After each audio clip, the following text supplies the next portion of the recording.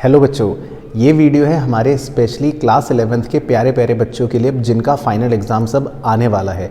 इस वीडियो में मैं आपको देने वाला हूँ एक ऐसी स्ट्रेटेजी जो फाइनल एग्ज़ाम से पहले आप ज़रूर फॉलो करना और आप देखना आपके मार्क्स ज़रूर डेफिनेटली इंक्रीज़ होंगे। खासकर कॉमर्स के जो स्टूडेंट्स हैं जिनको accounts, economics, business studies, maths या इंग्लिश ये सब सब्जेक्ट पढ़ने होते हैं, तो उनको फाइनल एग्ज़ाम से पहले किन बातों का ध्यान रखना है मैं सारी चीज़ें आपको बताने वाला हूँ। सबसे पहले मैं स्टार्ट करूँगा आपके अकाउंटेंसी सब्जेक्ट के साथ, जो सबसे इम्पॉर्टेंट सब्जेक्ट है आपके लिए। अब सबसे पहले समझते हैं कि अकाउंटेंसी का जो पेपर होता है वो पेपर दो चीज़ों पर बेस्ड होता है। पहला होता है आपका स्पीड और दूसरा होता है आपका कॉन्सेप्ट। इन दो चीज़ों पर ही फोकस करना है आपको जब आप अकाउंटेंसी की तैयारी करते हो। अब देखो, मैं उसकी एक आपको बेस्ट स्ट्रेटेजी बताता हूँ।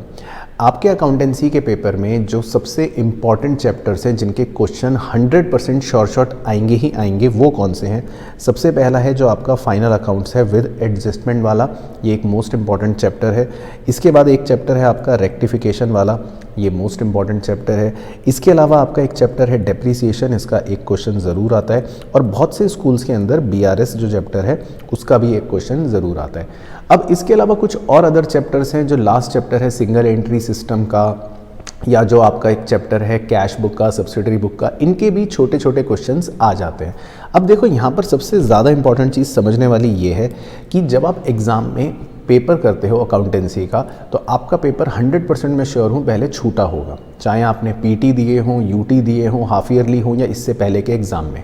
उसका रीज़न है क्योंकि जब आप प्रैक्टिस करते हो तो आप चैप्टर वाइज प्रैक्टिस करते हो क्वेश्चंस की, जिसमें छोटे क्वेश्चन होते हैं, कुछ बड़े क्वेश्चन होते हैं, और आपको टाइम के हिसाब से प्रैक्टिस करने की हैबिट ही नहीं हो पाती।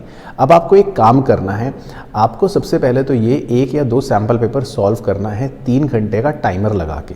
अब यहाँ पर मैं एक आपको स्ट्रेटेजी बता रहा हूँ, उसको ज़रूर एग्ज़ाम में फॉलो करना। आपके अकाउंट्स के पेपर में 2 तरह के क्वेश्चंस होते हैं।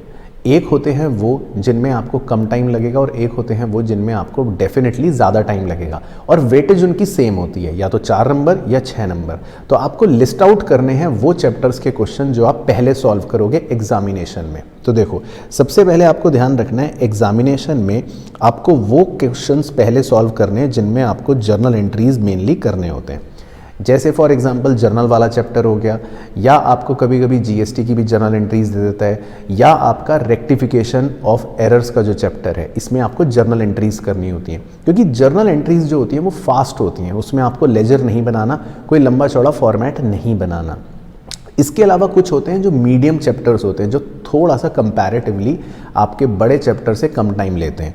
जैसे कि अगर आपका कोई भी कैश बुक का क्वेश्चन हो या सब्सिडरी बुक का क्वेश्चन हो, तो वो क्वेश्चन आप थोड़ा सा कंपैरेटिवली जल्दी कर पाओगे, क्योंकि उसका एक ही फॉर्मेट होता है और उसमें बस आपको डेबिट या क्रेडिट साइड पर लिखना रहता है और बेसिकली पोस्टिंग करनी होती है।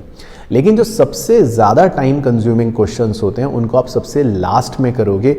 स्टार्टिंग विद जो फाइनल अकाउंट्स चैप्टर का क्वेश्चन होता है वो सबसे ज़्यादा टाइम लेता है, तो इस क्वेश्चन को आप सबसे लास्ट में ही अटेम्प्ट करना, ताकि टाइम अगर कम भी बचा तो 2 नंबर 3 नंबर जो भी छूटेगा उसका वो छूटेगा, लेकिन ये बहुत ज़्यादा टाइम कंज्यूमिंग होता है।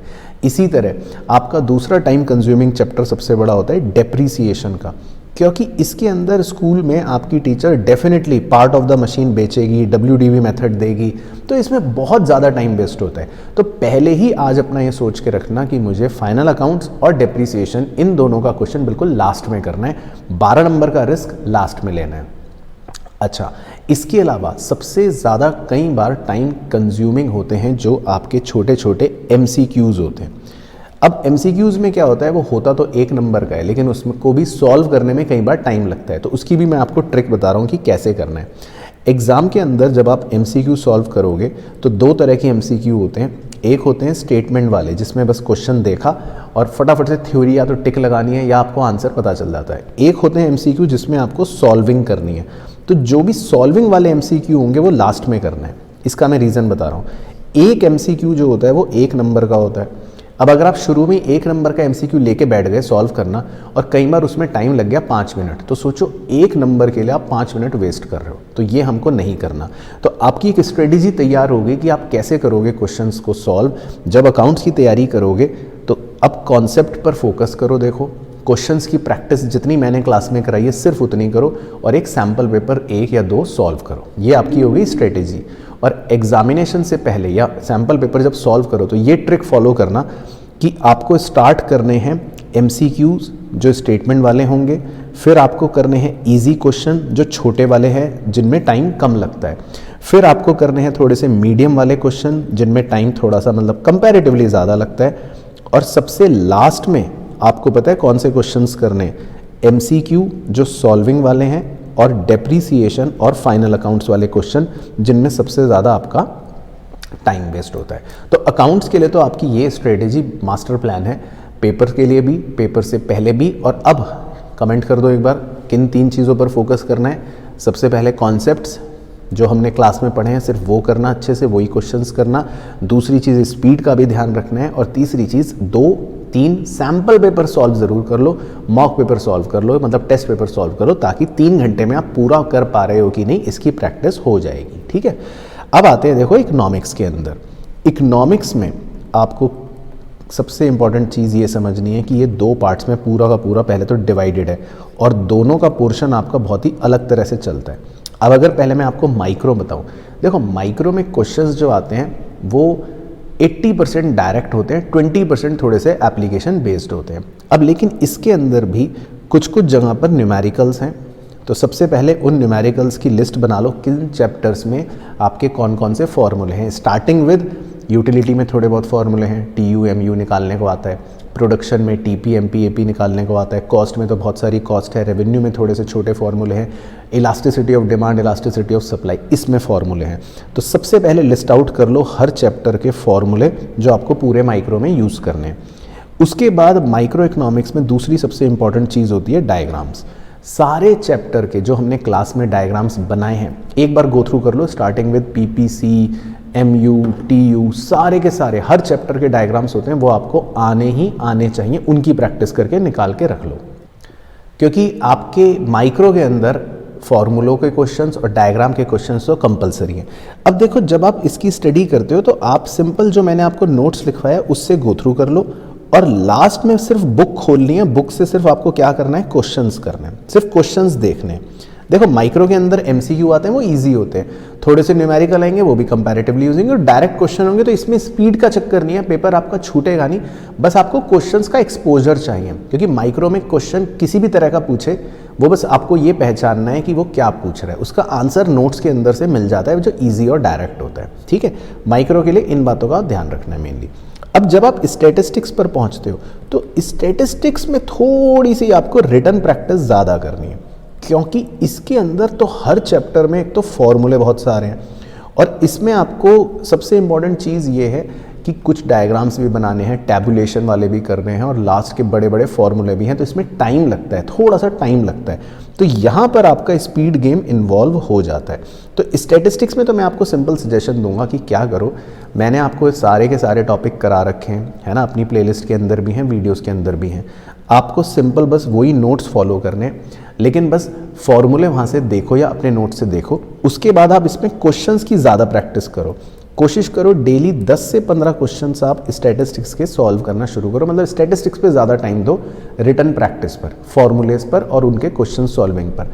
स्टैटिस्टिक्स में फ़ायदा ये कि डायग्राम ज़्यादा आपको नहीं बनाने, और लैंग्वेज लिखने वाले भी थ्योरी जो है वो काफ़ी कम है, तो रटने की थ्योरी जो है वो तो आप लास्ट में 1-2 दिनों में भी देखोगे तो आपकी हो जाएगी।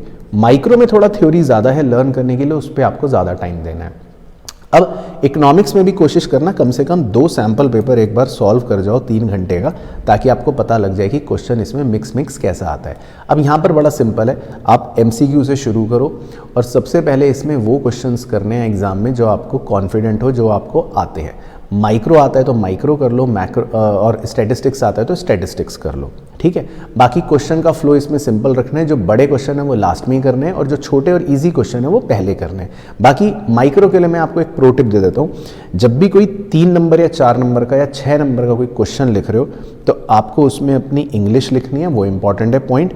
उसके बाद एक डायग्राम ज़रूर बनाने की कोशिश करना, चाहे क्वेश्चन बोले या ना बोले, और उसका एक शेड्यूल, मैंने तो नोट्स में बनवा रखा है, उसका एक शेड्यूल भी बना देना अगर आपको याद है तो ये 3 चीज़ें ज़रूर अपने माइक्रो के आंसर में डाल देना। ठीक है ना, तो अब अपने जो अगले कुछ दिन है उसकी पढ़ाई की स्ट्रेटेजी ये रखो, अकाउंट्स पे जो मैंने बताई किन चीज़ों पर फोकस करना है और इकोनॉमिक्स में जो मैंने बताई उन चीज़ों पर फोकस करना है। बाकी इस पूरी ड्यूरेशन के दौरान कोशिश करना कि प्रैक्टिस खुद लिख के करो अपने हाथों से। कैलकुलेटर का इस्तेमाल मत करना, मोबाइल फ़ोन का इस्तेमाल मत करना, नहीं तो क्या है अभी जल्दी हो जाता है, फिर एग्जाम में प्रॉब्लम आएगी क्योंकि एग्जाम में आप कर नहीं पाओगे। तो अब अपनी हैबिट अगले 10-15 दिन की ऐसी डालो जो फाइनल एग्जाम से रिलेटेड हो। फाइनल एग्जाम्स में जो होगा उसी तरह से अपनी अपनी अभी की तैयारी रखो, ठीक है ना। तो ये मास्टर प्लान बस फॉलो करो अकाउंट्स और इकोनॉमिक्स में। बाकी मुझे बताओ, आपको कोई भी डाउट हो तो नीचे कमेंट कर देना और वीडियो अपने 11th के दोस्तों के साथ शेयर कर देना।